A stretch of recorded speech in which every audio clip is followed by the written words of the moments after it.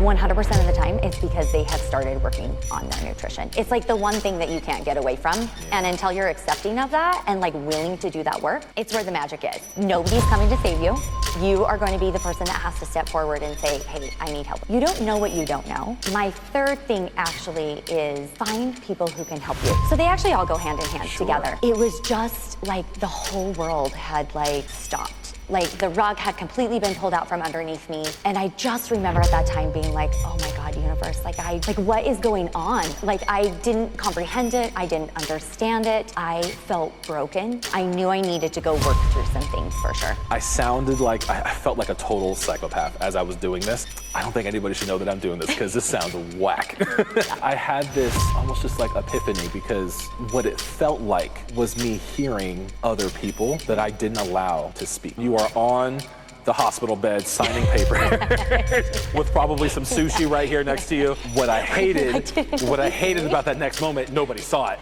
I was like, but just seeing that small win, that one day, a random win just happens, communicated that I've been able to move past the fact that I gained 100 pounds in a year. Having that progress made and then having people see that and being behind you on it is a magical thing.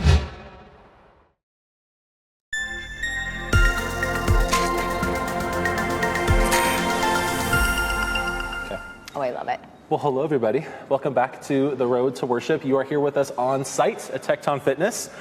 I'm going to introduce to you who is a part of our conversation today. I'm really excited about this.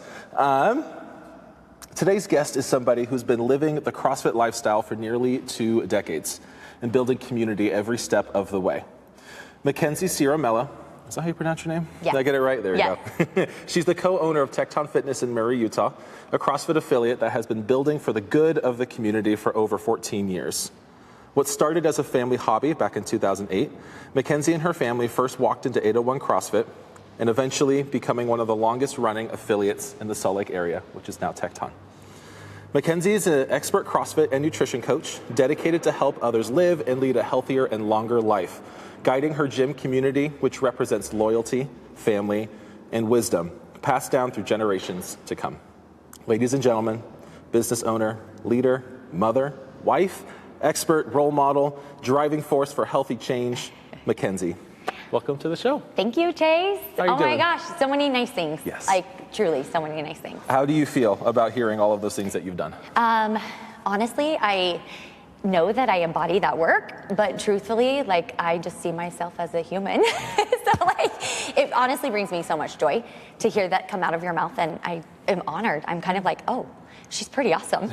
She is, yeah. It's your everyday life too, so it's things that you are embodying and you're inundated with. So I from the response I've heard from other guests, it's like, oh yeah, that's right, like I have done that. Yes. And just hearing it makes it more real almost. Absolutely. Like when you're able to make it in the moment. Yes. What got you to starting this whole gym that has turned into a pillar of community, and what it should look like? Yeah, so, okay, we gotta go back a ways. So you said it in my intro. So back in 2008, it actually was my dad and my little brother. He was playing baseball at UNLV. And at the time, they heard through the grapevine that there was CrossFit, and that at the time they were underground gyms. Like you couldn't look it up online. You couldn't type in a CrossFit gym. You just had to know somebody who went there. And my dad wanted my little brother to do it for off-season training. And so I lived at home at the time. I was in college, and I went with them to their very first experience. And it's kind of funny, 801 CrossFit, like there's so much history there, and we won't even get into that. But I still think this is comical, but it was a CrossFit gym and the street address was on Wimpy Way. Like literally, it's kind of hysterical to be honest. So I went with them. We all went together for the very first time, the three of us. And I joke about it even here in our gym, like when I ask people, like, do you remember your very first CrossFit workout? I so candidly remember my very first CrossFit workout. I don't remember the exact reps, but it was wall balls. Was it like mine? Did you actually die and you had to get resurrected? Yes, yeah. I did. So it was I don't remember the reps, but it was wall balls, and then it was a run around the building, and it was three rounds. I do remember that. Do you know how long the run was around the building? Yeah, like if I had to put my memory to it, it probably was 200 meters. Okay. And at the time, like myself at that age was going to, I'm going to call it a Globo gym, just like a regular gym, running on a treadmill, didn't know how to lift a weight, had never picked up a weight before in my entire life. And so I thought I was fit, like, I can run, I can do this. And also at the time, this is what's really funny, is we don't have the progressions that we have now. Like in CrossFit, I look at how far we have grown just, I mean, on a whole in terms of education and fitness and all the things. It's evolved like crazy. It has evolved like crazy. And so I was just given this wall ball and here's the target, and nobody taught me how to do it. Nobody checked if I could even lift the wall ball. So the funny fact, and this is where I'm going, is the wall ball hit me in the face every single time because I couldn't lift it. I couldn't squat and I couldn't toss it. And the run damn near killed me. Oh, wow. So here we go. We all get in the car and we leave. My little brother actually threw up on the way home, which is actually hysterical. We still laugh about that to this day. And I remember being like, I never want to do this again. I was so uncomfortable, hated everything about it, to be honest. And now at this point in my life, I'm like, well, that was my medicine. I needed to do it. Right. And then that just evolved into, we joined the gym and I did it with my dad and my brother. And then my brother would go off to college during his like normal season and my dad and I would continue to do it together. And at the time I was like, how do I say this? Not fully in, if that makes sense. Okay. Like, I would show up. I'd show up because my dad would come pick me up and I lived close and I was... You're not married to it, but yes, you still I wasn't married you still wanted to to be it. there though. Yeah, yep. And if I were to be honest, I still don't like it. Like I did not like it still at the time, but I would go, go.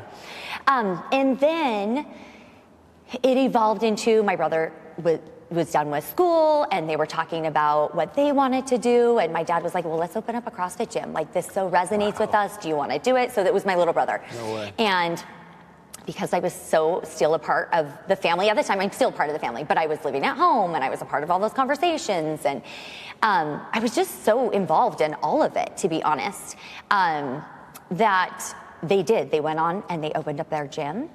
And at the time, so that's now like a couple years later. So now we're looking at probably like 2011 is when this conversation was happening. I was married. I was getting ready to have my first daughter, to be honest. And I still was like titrating in CrossFit. I like still didn't really believe it. But guess what? My brother needed help coaching because he wasn't going to be the only one who could coach all of the classes and open up this gym. So there will be a point to this story. But so I actually got certified 10 months pregnant. I literally got certified like this last week of October and I had my baby girl, well, my first, Izzy, November 7th. So like. And you have to do like you have to do like a fitness like exam to actually get there, right? Yes. And so you're blowed up out here doing burpees. Yes. And this is totally. Yeah, you are working, we joke, the PVC pipe the whole weekend. And this was when, gosh, like level ones had 50 people in them. There was like 6 CrossFit level 1 seminar staff there. So long story short, I did that, I had her, and then I started coaching at our family gym. Honestly, that January. And I was always the 9 a.m. coach. That's what I did for a very long time. And 2 things happened for me then, and actually maybe I need to go back and say, prior to that, actually prior to coming up to that level 1, there was a moment where I actually drank the Kool-Aid. I actually realized like, hey, this is what is going to help me with my health and fitness. Then having my family want to do this, I wanted to be a part of it. It's kind of a perfect storm to just go all in. A perfect storm to go all in. Yep. And then when I did get my level 1 certification and I realized the methodology and I started really embodying all of it, it honest to God changed my life. Like in more ways than I could sit here and we could talk about that all day long, to be honest. Yeah.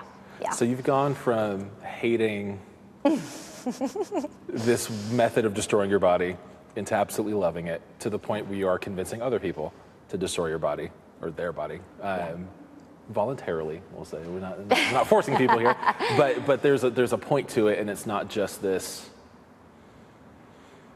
It's not just this place to kind of just show up and burn yourself out, but it's a place to build friendships and kind of that camaraderie. I was talking with our mutual friend Adrian last week about how it's the characteristics between CrossFit and church are very similar in regards to what it requires to build a strong community, and holding each other accountable and discipline, being present, and being in one another's lives. Like, there's a lot of that here. Was that the contributing factor to you continuing in CrossFit, or what did it really start from? Oh, I see what it's done for me. I have to help other people experience what I've experienced. I want to say both, to be honest. The contributing factor was, again, just kind of going back to the beginning of our family gym. Like, I think what I actually know what I am for other people now is what my brother was for me at the time. And what I mean by that is he was so loving and caring and calm and taught all of this beautiful methodology that we do, right? Like, never had I picked up a barbell, learned all of that. And I learned that through coaching and getting certified and all of that, but doing the work, coming in every day and doing these workouts. And so he created that space for me. And then as our gym evolved and lives evolved, and he got busy with his life and decided that the gym wasn't going to be where he wanted to invest his time anymore. The gym at that time, I'll be honest, like, in 14 years, we have seen high highs and we have seen very low lows. Yeah. And I also think that is what makes the story so beautiful. So the point of what I'm getting at is, at the time, it was a low. In terms of the gym, it wasn't being cared for and taken care of and all of those wonderful things as the way that it needed to. And I felt like I, at that time, had what it took to give to this methodology and to the people and to build a community that, like, we had for so long here, and then it dissolved and it was like, okay, it's time to restart. So I think both of those things. And I quickly realized, like, one of my gifts is making people feel very comfortable and allowing and creating space for people to do this really hard thing together. And I mean, I am so grateful that it is CrossFit, to be honest. Yeah. That's awesome. Yeah. It's just hearing that it's a combination of both. And I can't stress that enough, even in my own experience. I can come here, I had a really bad day, and I process things through doing things physically. So pushing myself maybe even a little too far on the things I'm really good at for doing a workout. Like, if we're doing an echo bike on a workout, I'm burning myself that day. Like, it's like I'm giving everything I got just to get it all out. Yes. But I can also be assured that everybody else who's here with me, good or bad days for them, are still going to be present and be here. And we're protective of the space enough to where we know what we need to do here, but we're also inviting of bringing people in. And I think that's what makes this gym so unique. I've seen a few other CrossFit gyms, both here in Utah and then back home, where that's not really that. Yeah. And seeing how diverse the characteristics are between CrossFit gyms is quite dramatic. And so the fact that you can come to a place where it's community and we're here to work together, we're not here to try to, like, outdo each other, but we're here to build and we're here to grow. And it's a wonderful thing. Well, and to, like, play off of that too, like, I believe we are all more similar than we are different, right? Like, you saying that, like, if it's an echo bike workout, I'm gonna give it my all and I'm gonna kind of burn. Yeah, guess what? I like to do that too. You know, so it's like we're all just more similar than we are different. Yeah. You are somebody who's very vocal about nutrition, and somebody who is a driving force of trying to solve, or maybe not solve, but to help others work through chronic health issues through lifestyle, through eating, and through healthy living. What would be 3 easy steps to our viewers listening on to kind of get started on finding that healthier lifestyle? I know we follow the CrossFit methodology when it comes to nutrition. It could be a little daunting because of how inundated some people are with just food that's around. I know that's how it was for me. And so could you boil down into 3 steps on just how somebody could get started and get their foot wet into that kind of healthier lifestyle? Yeah, for sure. I'm going to give it a little context, though. Yeah, go ahead. I think right now, too, we live in so to answer your questions, we live in such a world where there's so much noise, right? Yeah. Like, there's always a new fad, a new diet, a new product, a new supplement. Yeah. And they all have new injections now. I know, new injections That's what I'm like, there's now. more, yeah. It's crazy. Yeah, for sure. And, the reality is they're all a quick fix. Mm-hmm. And it's also what I love so much about CrossFit and nutrition is that nothing about what we do is a quick fix. No. Like, it literally is sustainable progress over time. And I am at the point too, and I actually think about this a lot, just when I talk to new people or I'm bringing them into the gym or we're having these conversations, CrossFit is not CrossFit without nutrition. Yeah. And I'll be honest, like, I even see that in the gym. Like, I'm gonna take a couple more steps back, but I also understand, and I think this is what I'm actually really good at, is that not everybody wants to be 1,000% engrossed in the gym, if that makes sense. Yeah, so like, we can titrate it to whatever cool makes is not sense. for everybody. Yes, yes, what makes sense for each person and their journey, right? Yeah. So even like having done this work for this long, I have seen individuals who really just focus on the fitness part, but they don't really worry about the lifestyle part or the nutrition part. And then the second that they do, all of a sudden, everybody in the gym's like, whoa, what's he doing? What's she doing? Like, her scores are crazy. Like, she looks fantastic or he looks fantastic. Yeah. And 100% of the time, it's because they have started working on their nutrition. It's like the one thing that you can't get away from. And until you're accepting of that and like willing to do that work, and that's different for everybody, right? Yeah. It's where the magic is. Yeah. So, three simple ways. I think one is that you have to be ready to make that move. Okay. I can talk about nutrition to everybody and anybody, but unless they're like really willing to be like, hey, I have the capacity for this, I'm ready to take this on. So my action step for that is make that first move. You don't have to have all the answers, but nobody's coming to save you. You are going to be the person that has to step forward and say, hey, I need help with this. What could that first move be? Yeah. For somebody? Truthfully, asking for help. Talk about it. I also think that was actually going to be my second thing. Like, I think people only, you don't know what you don't know. Mm-hmm.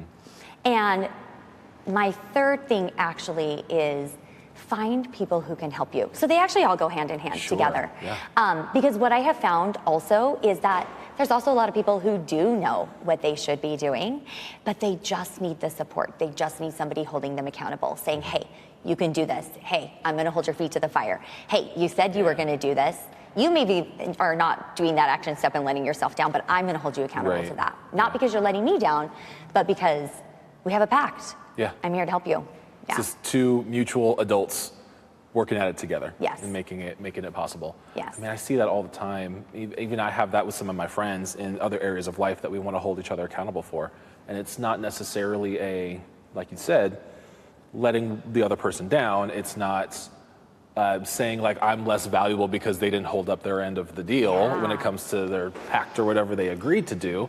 But it's, hey, I know that your goal is worth more than the feeling you're going to have that's going to set you back when it comes to, we'll say food, for example. Like, hey, I know the goal that you have, your weight goal, whatever, your body fat percentage, whatever you want to hit is worth more to you than what you're about to go eat because we talked about it. Yes. So I'm going to say something because I love you. Yes. Yeah.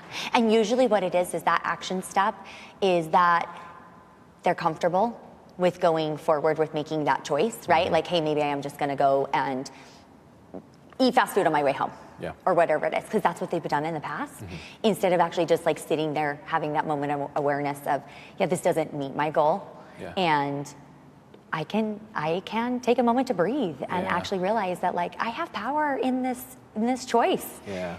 Would you say habit change is equal, or if not more important than the actual nutrition part of it? Like one requires the other? Yes, I think it's actually more important. Okay. Yeah, I do. I think it's more important because it's the habits that create the action steps, and truly, that's what leads to the sustainable change.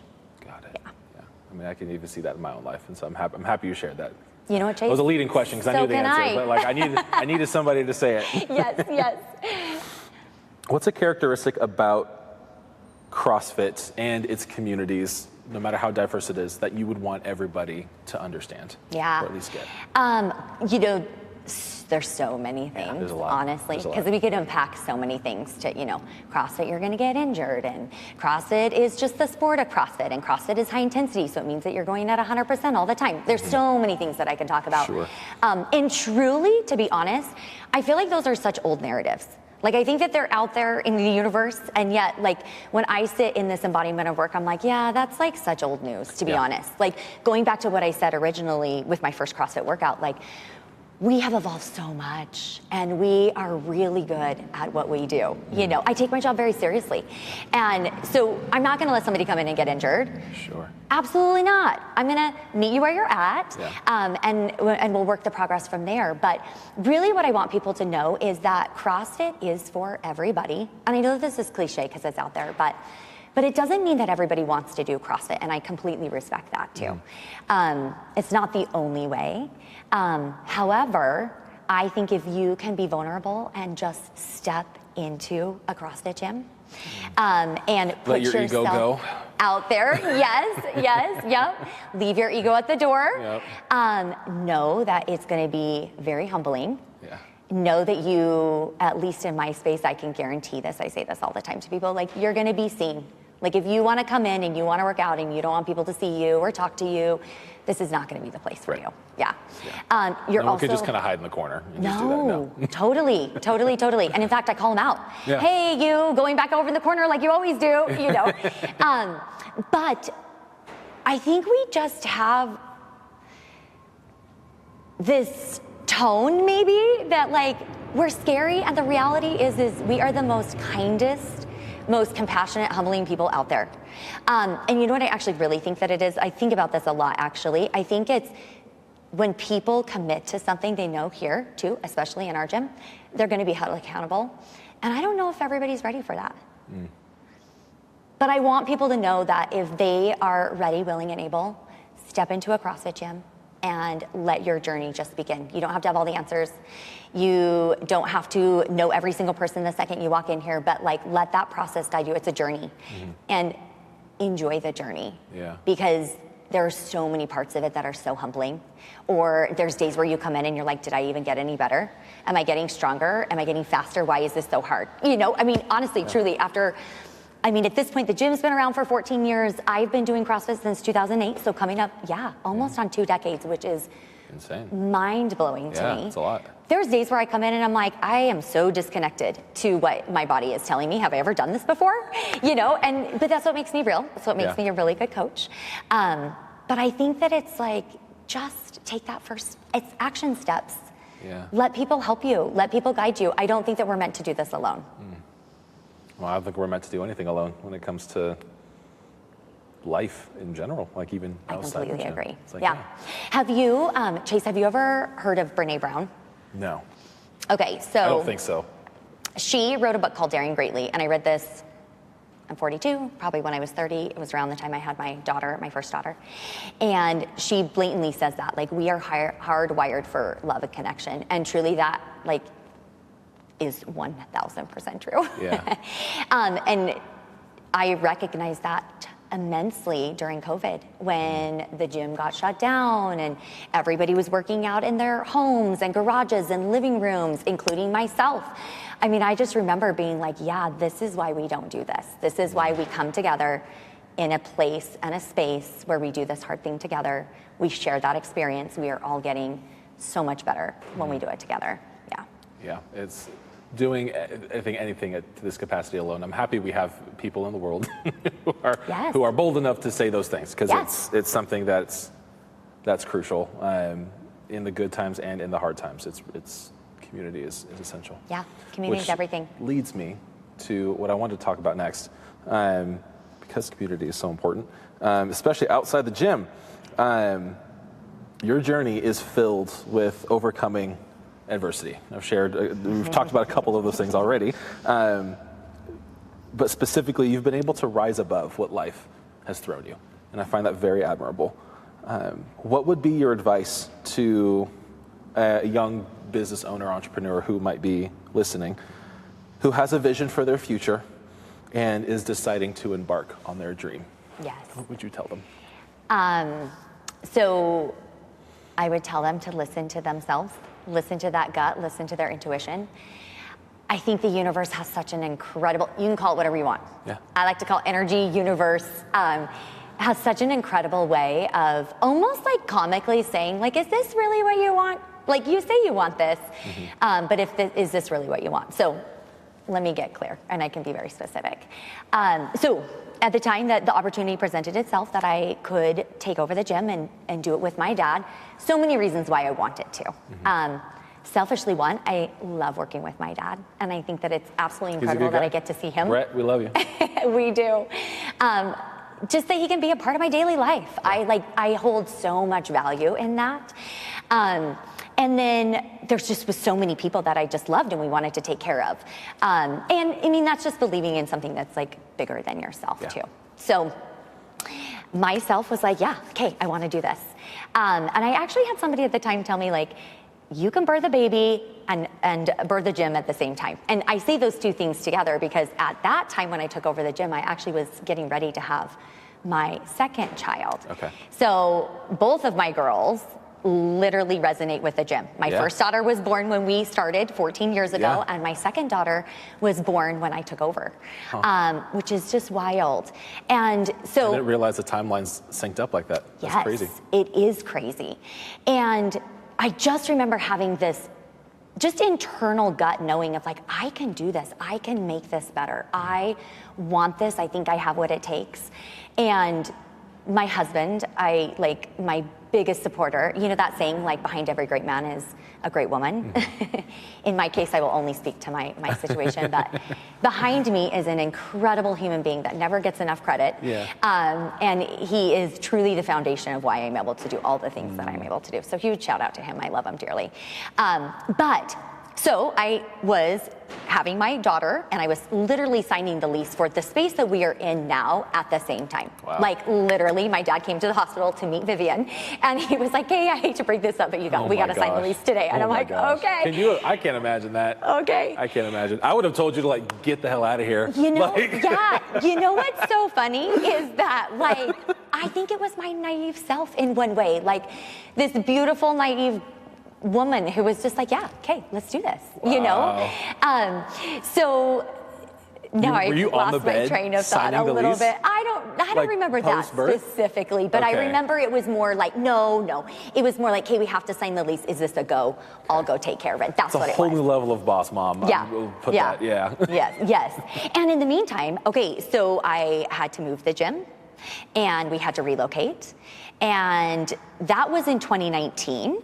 Coming forth to then 2020. Right. Okay, so now my experience in my own body, my daughter was 1. My mom was having a lot of health issues. That's where this is going. And that year was COVID year. Yeah. So March, I forget sometimes all the things that we have been through, but March, we had just hosted a Granite Games competition literally in our gym that Saturday before we shut down the gym for COVID. Gosh. And I remember being like, oh my God, thank God we chose that weekend. Because like fast forward, there was a moment where I had the choice of like, which weekend do we want to do? So, and nobody knew that COVID was around the corner. Like that just wasn't a thing. So come March, we shut down the gym. My mom was not doing well. And I say that from like this loving place of like, she wasn't well, she hadn't been well for a long time. But not having any concept or clue of what was to come next. So the gym was closed. We were running our gym out of our garage, doing Zoom calls and trying to keep the community together. And I mean, I think there was so much fear at that point, right? Like nobody knew what was going on. People were afraid of COVID, sickness, toilet paper was gone, equipment was gone in here. It was like we all wanted to come together, but then we were almost kind of scared at the time, you know? And there's so much that's wrapped up with that. But we reopened the gym. And in July, so we reopened the gym. I actually don't remember, to be honest, how long we were closed, but it was shortly after that we reopened the gym. And one random Wednesday, and I say random, it's not very random, but I came and worked out at the gym, left, and I got a phone call from my dad that my mom had committed suicide. And it was so shocking at the time. It like still gives me chills. I don't think that's ever gonna go away because she's just such an incredible person, and we just miss her so much. But sorry. Thank you. And it was just like the whole world had like stopped. Like the rug had completely been pulled out from underneath me. And I just remember at that time being like, oh my God, universe, like what is going on? Like I didn't comprehend it. I didn't understand it. It was so traumatic for not only me, for my dad. I like to speak very gently. I mean, I'm such an open book. You could ask me any question. Yeah. I like to speak very gently sometimes because I realize it's not just me. I have 4 siblings, and I have my dad who experienced this whole thing, and my husband and my kids. And but I had to get really clear. So this is where this is coming to your question. I had to get really clear on what I was doing and why I was doing it, and did I want to do it anymore, to be honest. And part of that was the gym. It was, could I handle it and have the capacity to handle it while I needed to heal, while I felt broken, to be honest. I mean, there were so many things that came with that at that time. And I'll be honest, I did stick with it, and I was in therapy. So this is a key pivotal moment. I think we all have these in our lives. Like just as pivotal as, yes, I want to do this. I want to take over the gym. I know this is what I'm supposed to be doing right now. And I just was so excited about that. I had a pivotal moment where I was in therapy because this horrific thing had just happened to me. And I knew that, and to a lot of people, that I had to be good. Like I knew that in order for me to show up in the capacity that I wanted to, and not even just from a gym perspective, but from an individual perspective, I had a husband and kids and myself. I knew I needed to go work through some things for sure.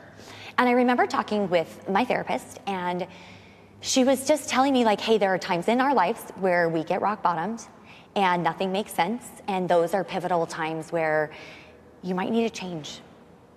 And the one thing I haven't said too, but I use it a lot, and I'm gonna call it this practice, is I was so riddled with grief. I was so physically sick. I don't think that that's something that people talk about. That I actually couldn't do CrossFit for a very long time. Well, I say very long time, and I'm talking long time for months. a CrossFitter. Yeah, like when I look at... You go a week without doing a CrossFit workout, and you're like, I've never done this before, so. I know, it's like, what, I've been not CrossFitted in like months. But like, I physically could not move my body. I was so sick. Your body needed the rest. Yeah. Yes, yeah. And at the time she was so great, and she didn't steer me in any one way. I think a really good therapist doesn't steer you in any one way. They just let you talk and listen and come to these concepts. But she was like, it could be time to change the way you move your body, not have so much responsibility and pressure that you were putting on yourself, and not even that I was just putting it on myself, but it's a lot of responsibility to take care of people. I mean, that's what we do. It's wrapped up in CrossFit, but like we take care of people. Yeah. People's health and fitness and mental health and all the things that encompass and embody health are very important to me. Yeah. And so she was not encouraging me to do any one thing, but I just remember that I had to get really clear, like, should I be not doing this anymore? Like maybe this wasn't my path. And at the time, my dad's my business partner. He also wasn't doing very well. And so I just remember though having this very clear moment. So this is the pivotal moment I'm getting to, where I was sitting on the couch and I was listening to my intuition, and I was like, no, like I am not going to give up on this thing that I love, that I want to do so badly, because I'm not well right now. Like I want to make that decision in a healthy place, and I was not in a healthy place. So for that, I just decided, no, this is what I'm doing. I'm gonna give it my all, and I'm going to let it help me. Yeah. And to be honest, in some beautiful way, like this again is universe, energy, divine, whatever you wanna call it, I truly believe that my mom knew that I was gonna need a lot of love and purpose and support, and the second that I made that decision just energetically within myself to be like, hey, nope, this is what I'm doing. And I am just gonna keep chugging along. And we're just gonna do the best we can and let the journey unfold as it needs to. I'm not in a position to make any other decisions at this time. It's become this beautiful thing that we have so many incredible people here. And I like secretly think that she sent them to me. In some weird way. But actually, I think it's more because it's just, I'm just doing what I love. And when I do what I love, I'm lit up. And so to like the person who is out there, wants to put themselves out there and they're just not sure or unclear or how they're going to get from start to finish, you don't have to have all those answers. You just have to start, and the journey will unfold itself. And I honestly can say that is the same for your fitness and nutrition journey. We don't have to have all the answers right away. We just have to start, and then the journey will unfold itself. I appreciate you sharing all that and being so vulnerable, because I think people need it, like they're yearning for it. And that's the kind of the biggest response I've seen, at least on this platform, is information is great. Like we can spit fire about nutrition and CrossFit movements and why they're so great all the time, but getting to the core of why that knowledge is so important and how it applies to just humanity, just how it applies to your life is so crucial.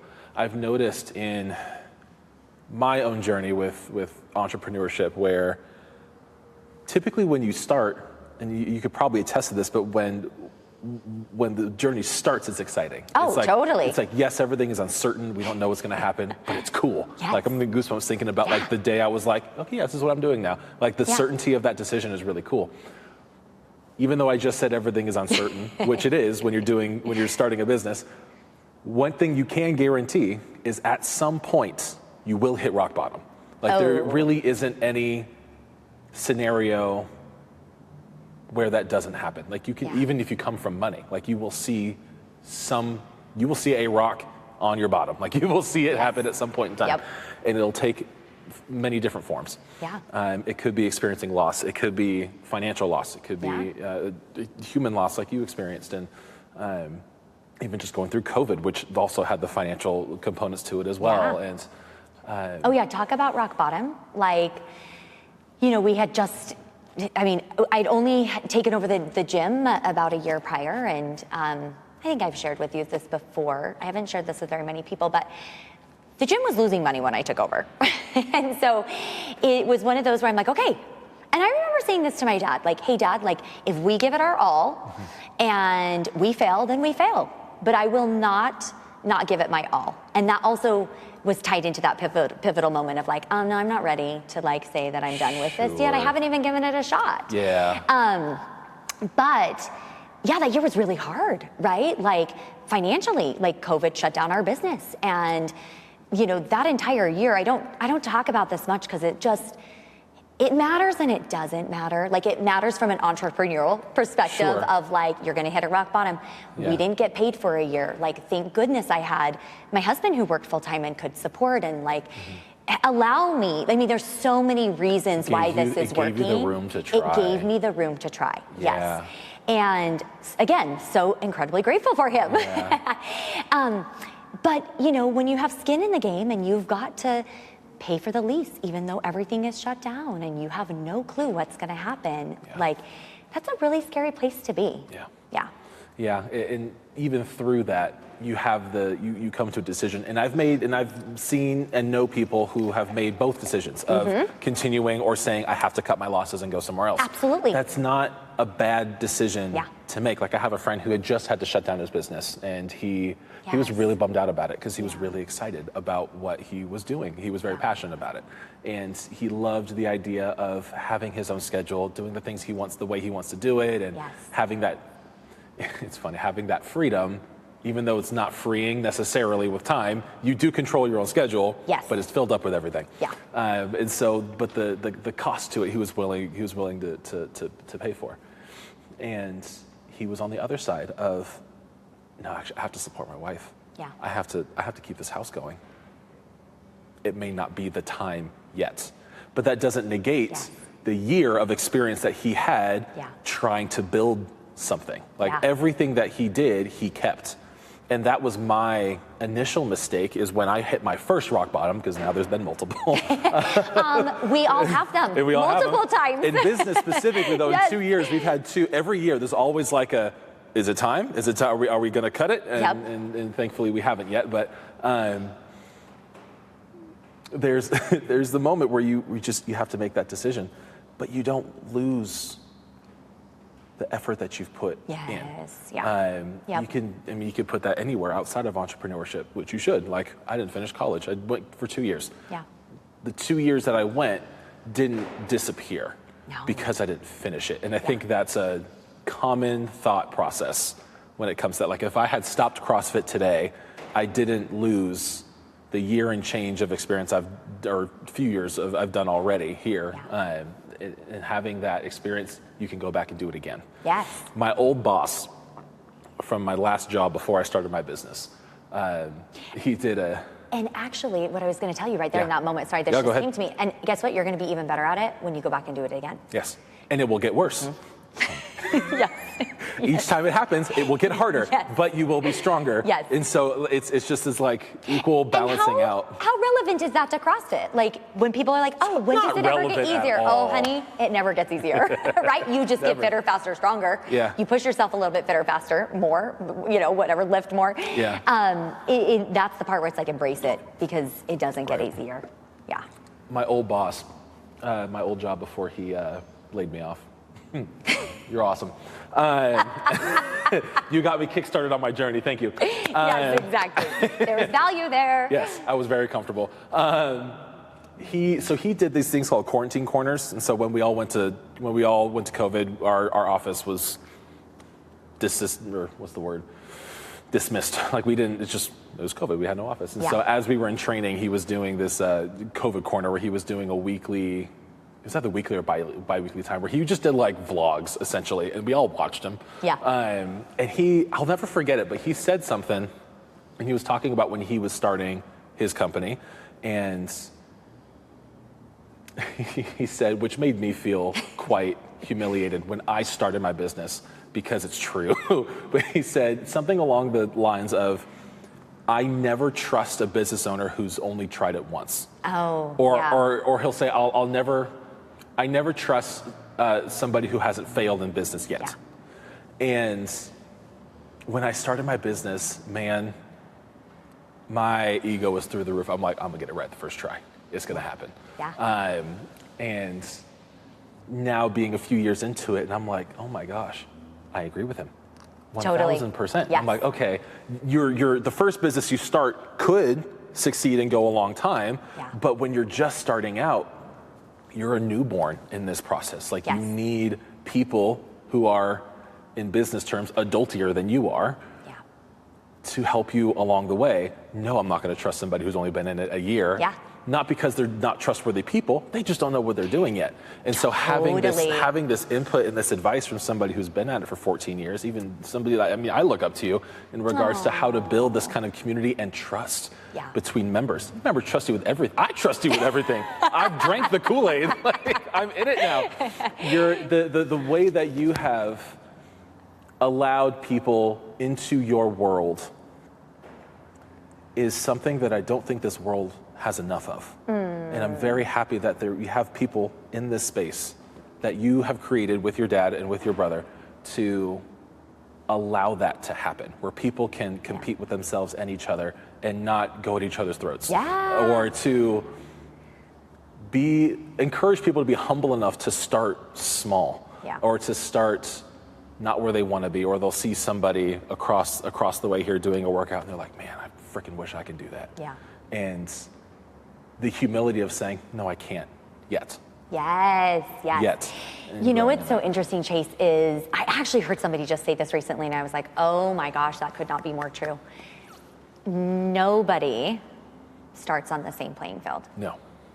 And I think that that is so important for us all to remember. So even to like circle back to like, what would I want somebody to know about walking into a gym is you're starting on a completely different playing field than somebody else. And don't judge yourself for that. Like you are here, you can be here and you can be doing this hard work and we can help you do it and you can achieve all of your goals, but you aren't starting where somebody else started.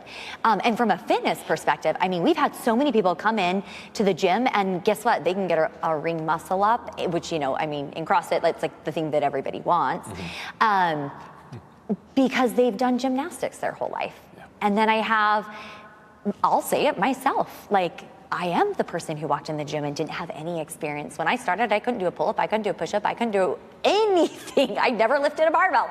And I think that's why I love and am so passionate about this, because I'm like, with the right environment and the right people and the right support and the right methodology, I've actually never seen this not work, but we don't all start at the same place.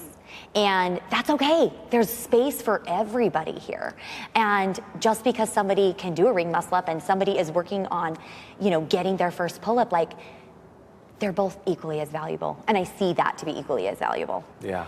But it's that in business too. You know, it's like that, it's that in people's personal finances. I mean, that could be true in almost anything that we talk about. It's that in this human experience. What was that first aha moment for you in business? So I'll say, like, for me, for example, I remember when I got my first client in my web development agency.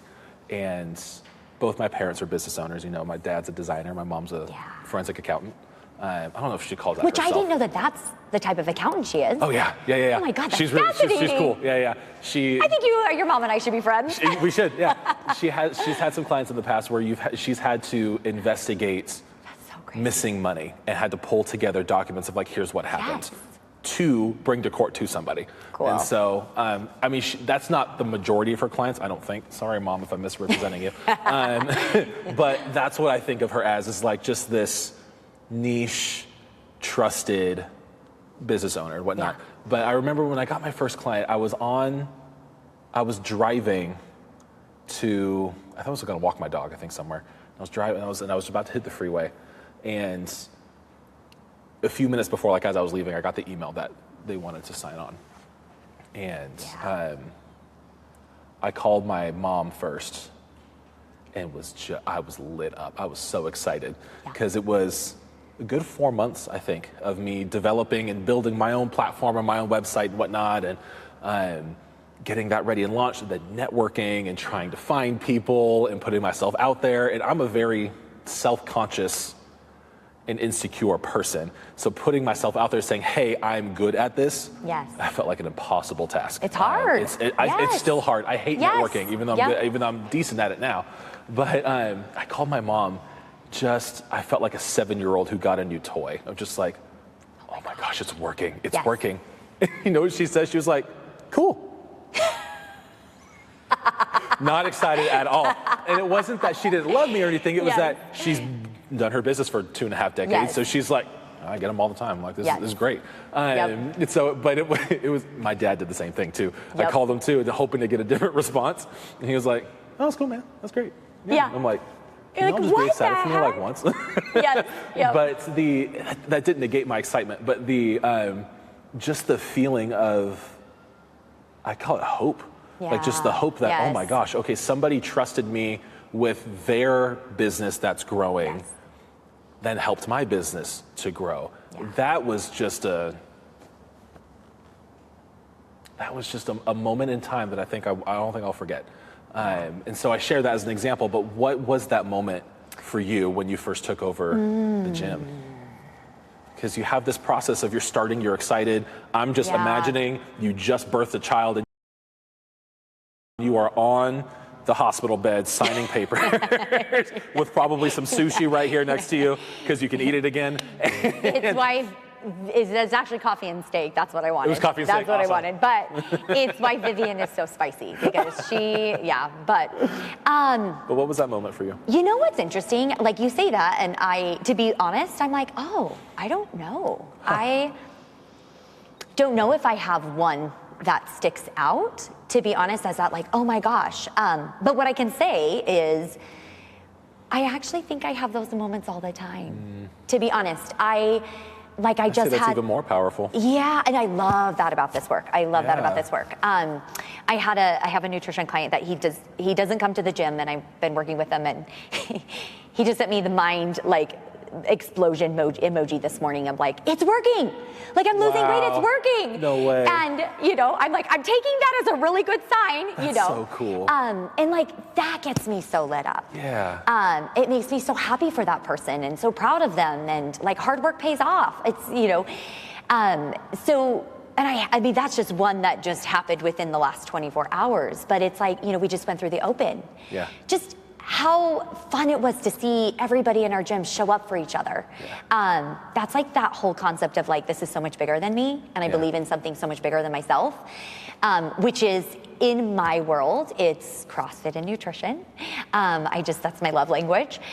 But I like just people showing up and doing this hard thing and being uncomfortable. And we all felt that way. I felt that way, so it's not, I don't think I have like one specific aha moment. I think I'm titrated with a lot of those. But I think what's important, and I will say this, is they're all such big wins. Does that make sense? Like no small moment, and we talk about this all the time. Yeah. Like a small win is a huge win. It is a huge win, and I just hold a lot of value in that. Yeah. Yeah. I was going to say, I'll put myself on blast here for a second, but just and probably like an hour later, I'm gonna be like, oh my gosh, I have this moment, right? Yeah. But on that note, like there's so many cool things that could be considered small wins. I'm now realizing things now just for myself. Yes. Of just these small wins are representative of so many habits for me that were killing me. Yeah. And like whatever these small wins were, whether if that's weight loss or body fat percentage loss, muscle gained, if this was a movement you can now do, if this was the fact that you just showed up in a day. Like one of our favorite gym members, that quote that's going to go across the whole gym, it's my PR, is just walking through the door. Yes. Todd Schaefer. Todd. We love you. Todd. But just those small wins of being able to do that. But I say small as in comparison, if you're comparing to other people of doing like just these big things. Yeah. I remember when I got a pull-up for the first time last year. Yes. I did it on accident. Which I love, because that's usually how it happens. Yeah, because I signed up for a session, I was waiting for it to start, and I was like, I don't know what's telling me to try, but I'm just gonna give it a shot. Yeah. And I got my first strict pull-up, and my jaw dropped. I love it. And what I hated about that next moment, nobody saw it. I was like, do I say anything, or do I just let it go? And I decided to tell you, I'm like, I think I just got my first pull-up. And you're like, what? Yes. Do it again. Yes. And I'm like, can we just call it? Like, I don't know if I could do a second one. Right. Thankfully, I could do a second one, so everybody can see the proof. But just seeing that small win, that one day, a random win just happens, communicated that I've been able to move past the fact that I gained 100 pounds in a year just from binge eating and from being so insecure and not working out and being so embarrassed walking into the gym of not being able to do the things that a bigger person you would think could just do, being lifting heavy. And having that progress made and then having people see that and being behind you on it is a magical thing. That is the magic of the community. That is that shared experience that I think we're not meant here to do it alone. We had a gym member just do her push-up for her first push-up for the first time a few months ago. Yep. And she went around to every gym session and showed everybody. She's like, everybody stop. I could do a push-up now. Sandy, there you go. We love you. Yes. I love it. Just the fact of being able to do that, you're not doing it from a side of ego or pride. You're not showing off. Yeah. There's nothing really to show off about a push-up in the grand scheme of things when it comes to fitness, especially in the CrossFit space, because the ceiling of skill is so high. Yeah. But it's the fact that you could do it. Like it's where that person is in that point in time, being able to achieve something that they could never do is such a beautiful thing. It is. It's so cool. And truly, like, that was huge for her, right? Like, she'd been working on that for a very, very long time. And that's where I'm like, that's huge. Yeah. It's huge. It's honestly, it's everything. It's everything. Yeah. Yep. Yeah. And you know, I've said this to you, I'm like, let that carry you for 6 months because you're going to come Use in it as tomorrow fuel. and something's going to humble you. Yeah, we did running for the first time yesterday, and it bit me. It bit me hard. Well, if I could say, I think it bit everybody hard. It did hit a lot of people hard. If your life, where you are now, now in your early 40s, right? In the 40s, Yeah, okay. yeah. Congratulations on making it this far. Yes, yes. If your life of 40 plus years has been a movie up until this point, what would the audience be screaming at the screen, telling you to do? Oh my gosh.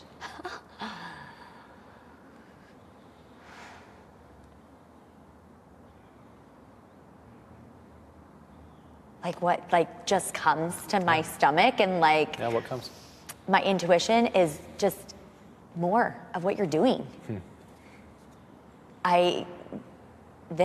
Like the work that I'm doing, keep going. Like those are like the voices that I hear. Like keep going, do more, and not do more. Let me be very clear because it's something I'm working on.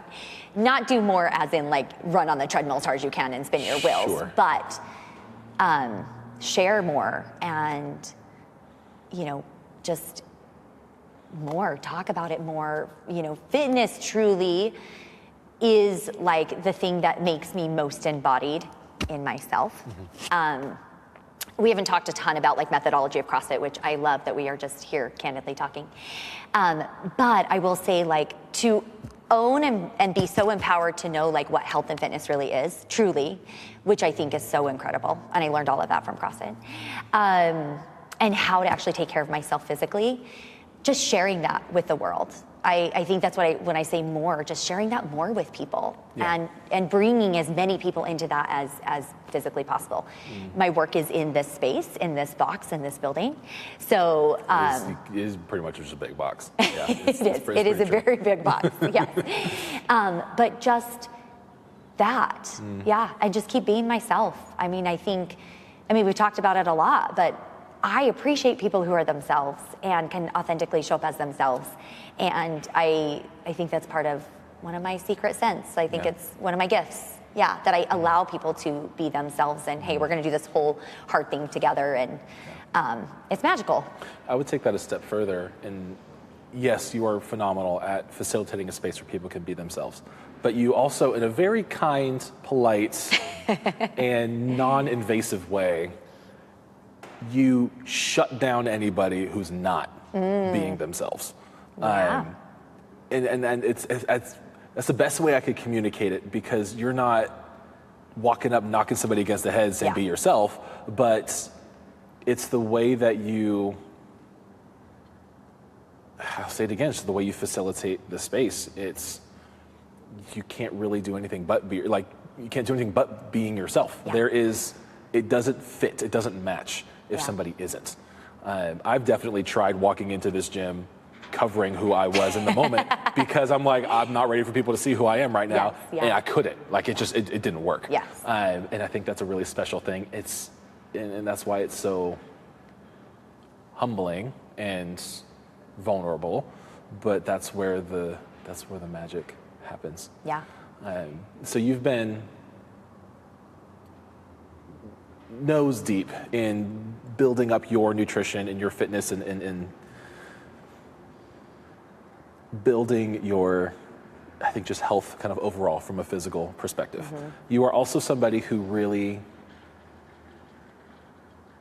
takes great importance to your mental and spiritual health as well. And we've talked a little bit about how important it is for you and the things that you do, especially as a business owner and somebody who does have a lot of stress in life when it comes to being a parent, being a spouse, and then being a business owner and all the other things I don't know about. What are some things that you do to keep yourself spiritually in tune? And I say spiritually in tune because you aren't somebody who you weren't really just growing up, and you're I don't think you have a faith that you typically match with, but you do understand the importance of there is something greater than me. I need to be spiritually in tune in order to be healthy, which is great. And so I want to hear from your perspective and your kind of view of the world. What do you find is maybe healing or constructive or things that keep you at peace or keep you sound when these stressors are so prevalent? Yeah. One thing that I have learned about myself too, like talk about reflection and just thinking and learning more about yourself, is that I am somebody who likes to try on everything.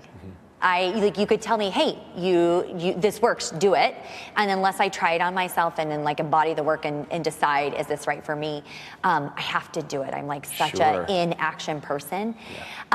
So yes, I am a very spiritual person. I did not come from any sort of religious upbringing, which I think in so many cases has freed me and provided a lot of freedom to just really do a lot of internal work on myself.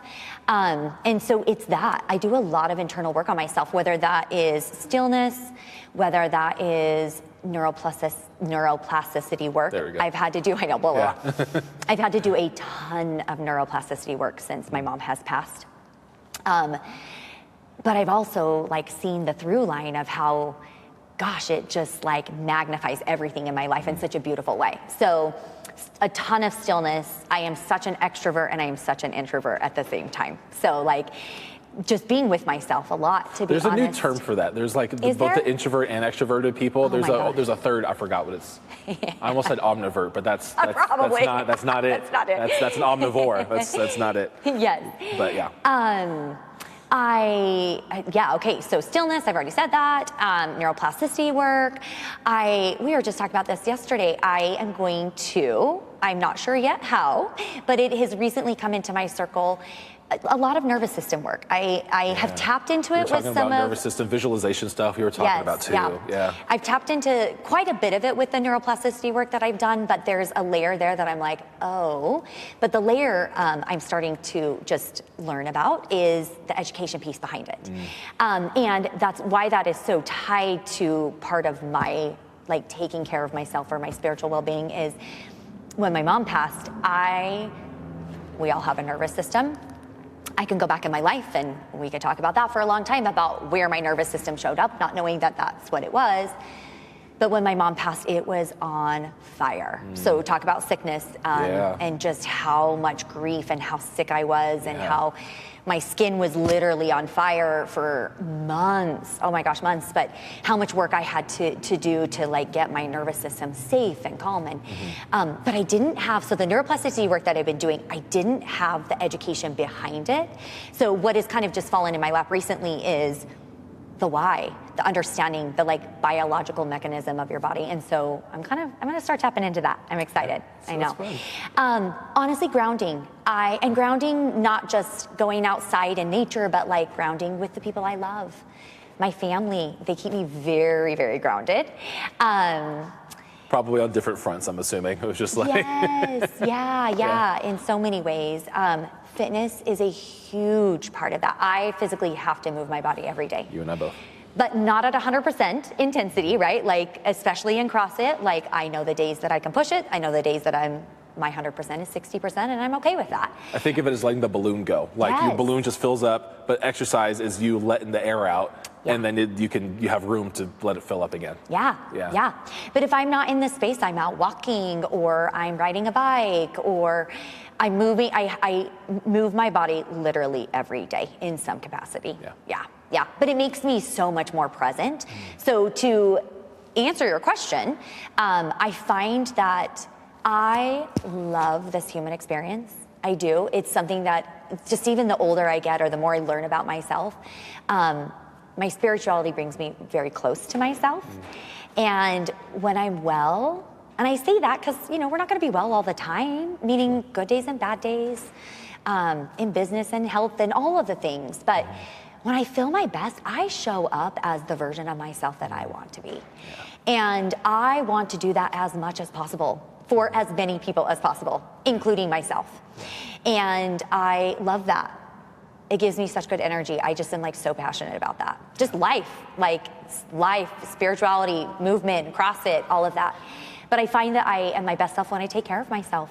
Do you ever feel pressure to be that version of yourself? Because I know for me, I have my own kind of things I have to work through when it comes to how I should present myself to other people.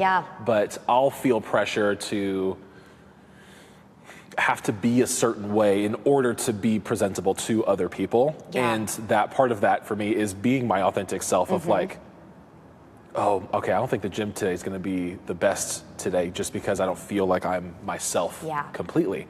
Yeah. Does that ever get in the way of your grounding or of your meditation, kind of sitting in silence? And does that ever get in the way, or like, do you feel that pressure at all, or you're just like, oh man, I'm just gonna be who I am? That's a good question. Maybe an older version of myself would have. Okay. Not now. Not where I'm at now. I'm going to say this because I don't know if I think this is great, but it's true. Open and honesty. I'm really good at showing up, even when sometimes I don't feel like I have the capacity. Sure. If that makes sense. So if it is for somebody else. I say that self-awareness is very admirable. Not many people have and that. I know like, hey, I'm not feeling great. Yeah. And I need to be here running the open, which I felt good during the open. So, but I'm just using it as an example, or a class that I have to teach, right? I can set that aside because I truly believe that when people are in front of me, I am giving them the gift of fitness. And I don't like to mess with that with people. Yeah. So I see that as like, I don't know if it's a great thing. I think sometimes I do it, and I probably need to be more compassionate with myself, or ask for help. Is something I'm getting better at. Yeah, well, that's a skill in itself. It is a skill in and of itself. Compartmentalizing, but not burying. Yes. I bury. Yes. All the time. Yeah. Thinking I'm compartmentalizing, but I'm putting some wet cement over it and not digging it back up. And then putting a rug on top? Yes, and it just builds up. Well, I'll put more on than the rug because I need to make it look pretty. Yes. And my computer so I can play video games. That's good. I think something that's helped me a lot, and I touched on it with you yesterday, but I was like, no, I wanted to save it for when we were on camera. But we were talking a lot about visualization and how within yourself there are different versions of yourself that you could tap into and communicate with. Like we talked a little bit with the nervous system work that you are learning about. Part of that is you have installments or phases of yourself that exist in you, and they respond to different things in different ways. And I don't know if I learned this from anywhere. I don't think I did, but I learned that this was an actual practice in therapy later on. But I've done this visualization thing that I fabricated that's helped me a ton. And it was in a time in life where I was way overweight. I just moved here. I was 320 pounds. Working my desk job at the time, working remote, and just living an unhealthy life. And I later ended up being at risk for death and in the hospital. But through that time, as I was navigating and processing that, one night I got up. It was probably 1, 2 in the morning. I got up, and fun fact, I can't sleep in the heat. And I know it was summertime. I can't sleep when it's hot. So I went and took a cold shower, tried to cool myself down. And I ended up laying down in the shower, and it was pitch black. And I envisioned myself. Have you ever seen the show Merlin? It came out in the early or late 2000s, like early teens. It's I don't think many people have seen this show. I love it. But think of like a big cobblestone castle kind of throne room. I imagined myself in this big hall with a big round table in the middle of it. And it was an open round table, so it wasn't a full circle. And there was a big fire in the middle and then a chandelier up top. And I imagined 4 different versions of me sitting at this table. There was me, angry me, sad me, and then fearful me. And I would have a conversation out loud with these people. I sounded like, I felt like a total psychopath as I was doing this. But we're all more alike than we are different. Yes, I felt totally crazy. And I'm like, I don't think anybody should know that I'm doing this because this sounds whack. But like, especially if you do it sober, you're like, this person needs a doctor. But I started doing that, and I would, as me, I would have this prompt for this conversation, and I would fully manifest the emotion of each person and leave out all the others. So if I was talking angry me, it was just my anger. Sad me, just my sadness. Fear, just my fear. And when it came back around to real me, I had, real me, I had this almost just like epiphany, because what it felt like was me hearing other people that I didn't allow to speak at all.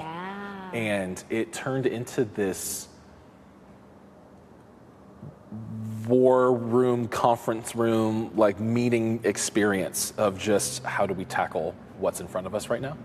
And I haven't done it a lot since. I've done it maybe 6 or 7 times, and that was 3 years ago. Oh gosh, I've been here in Utah for 4 years now. It's crazy, is it this month? It is so crazy. It is crazy. That has helped me a ton when it comes to, like, when problems feel so big, they don't feel solvable. But when I can cancel every other sense out, except feeling like the water was vital, like I only do it in the shower. And I couldn't see anything, I can't hear anything. It kind of allowed me to like freeze times, kind of what it felt like, and give myself a second. Giving myself the confidence that the time that is passing is not going to affect the severity of whatever consequence is coming, just from something in life happening, good or bad. And I can just sit there and figure out not what the solution is, but what the next step is. Saying, okay, here's what I can do next. Here's what I can do next. I use that in business when so I started my business in November of 2023. This was now like August-ish of 2024. I'm at my first rock bottom.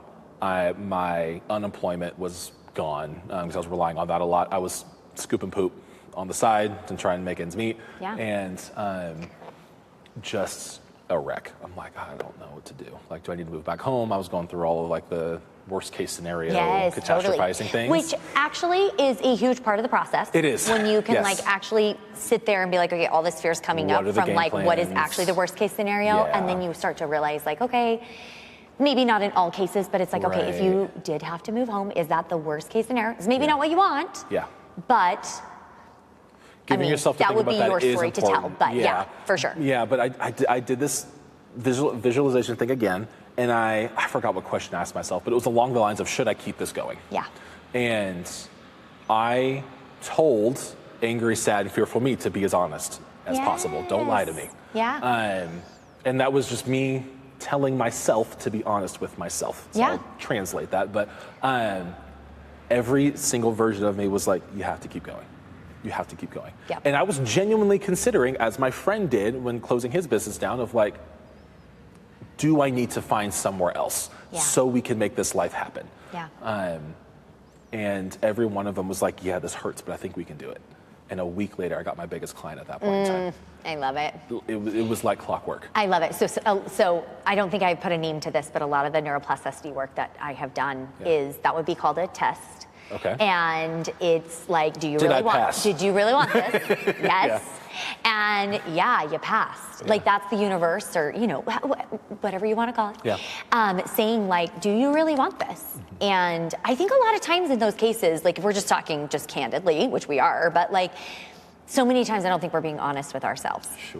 You know, like and I think that's a whole other skill set in and of itself to unlayer and peel back all the onion layers. That's not as easy of a question to answer as you think. And I'm having this conversation with my therapist right now with relationships. So I've never dated, and my end goal in life, if I have one, I would love to experience marriage, experience family in this life. That's something I deeply desire. And at least I tell myself I deeply desire. And I'm having these conversations with my therapist in some ways, and she's like, do you really want it? And the point that she was getting at is, your actions do not reflect that you actually want what you say you want. And that's could be in business. For me, it's in relationships, or even in business, it shows up for itself as well. The kinds of clients that I want are not showing up because my actions are not representing the actual results that I want. That is so much more complicated, or not complicated, but harder to figure out and process than I thought. I was like, well, I feel like I want it, so I want it. And then she would keep saying, yeah, but do you want it? And I get frustrated because I'm like, I just told you I want it. But she had a point. Yes. That's a whole nother thing too. We could talk for 6 hours on all that. But we could, and I'm not a trained therapist at all. Yeah. However, I did go to school. My college degree is psychology, which is so interesting because I feel like, man, I use that so much more than... Mitochondria is the powerhouse of the cell. Yes, boom. That's all I know.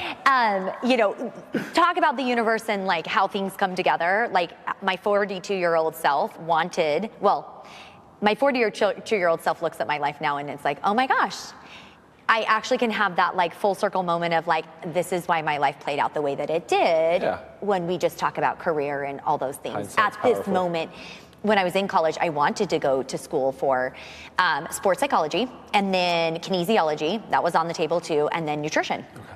And at the time, the University of Utah, that's where I went, didn't have any of those programs. Or they had one, but it just didn't work out. So I ended up getting a psychology degree. Come to find out that that was not what resonated with me after I graduated. I didn't want to do social work, and that's what I needed to do, or else I needed to go on and get a master's. Which is funny you say that. All those things. Because you kind of do that now. I do it all the time. In a very unprofessional I do it all capacity. the time. Yes. All the time. And you know what's funny is I'm like, I do it all the time. Yeah. I almost probably use my psychology more than I do my fitness, right? Or my expertise in that realm. But and then fast forward, like a decade, so like 20-year-old self went to school and got a psychology degree. Then I tried a decade's worth of work. And then 30, I became level 1 certified, 29, 30, whatever the timeline was. And now at 42, but at this, and I was doing CrossFit before all of that, but now at 42, I'm like, oh, that's because I was supposed to learn it from CrossFit and go on to like learn the nutrition that I wanted to, that I actually believed in, that actually works, because I so strongly believe that CrossFit and nutrition is the fundamental of health. Yeah. And it's so cool to see that full circle moment. Yeah. Where I'm like, oh, the universe blocked me then. So, because that's not what was meant for me at the time. Yeah. Yeah. But look at you now. It's crazy. It's crazy. McKenzie, answer me this in 5 words. What makes you smile? My husband. My husband. That's 2? That's 2. Oh, we'll do 1. I'll do 1. Okay, husband. Babies. Authenticity. Gratitude. And fitness. There you go. Kenzie, thank you so much for being on this podcast. Let everybody know where they can find you. Oh, awesome. You can find us online at tectonfitness.com. We're also located here in Murray, Utah. And we're on Instagram, Tecton Fitness. Please check them out, guys. McKenzie, thank you for coming. Thank you, Chase. It's a pleasure.